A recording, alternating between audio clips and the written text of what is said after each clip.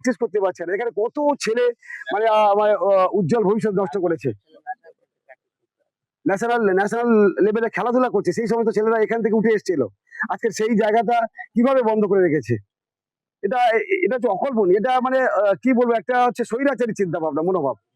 এই স্বৈরাচারী চিন্তা ভাবনাটা ত্যাগ করতে হবে।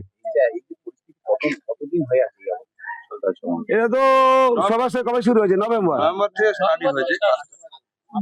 প্রায় 6-7 মাস, 6-7 মাস। এবং এটা তো 6-7 মাস হয়েছে, আগে থেকে তো শুরু হয়েছে বলা যেতে পারে। প্রায় 8 মাস, প্রায় 8 মাস ধরে এইভাবে আজকের মাঠটাকে বন্ধ করে রেখেছে এবং মাঠে কাউকে ঢুকতেও দেয়নি।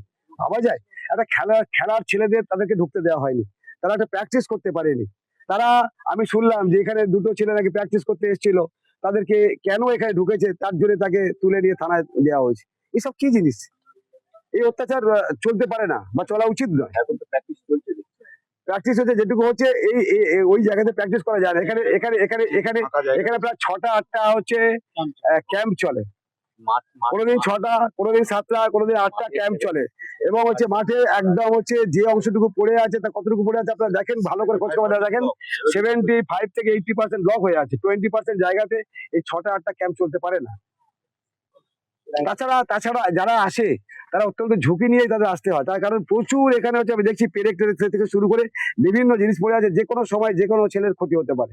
আজকে ছোট ছোট বাচ্চারা, এই সমস্ত বাচ্চারা যারা 6 বছর, 8 বছর, 10 বছর ছেলেরা প্র্যাকটিস করছে, তো মানে এরা যে কোনো সময় আহত হতে পারে।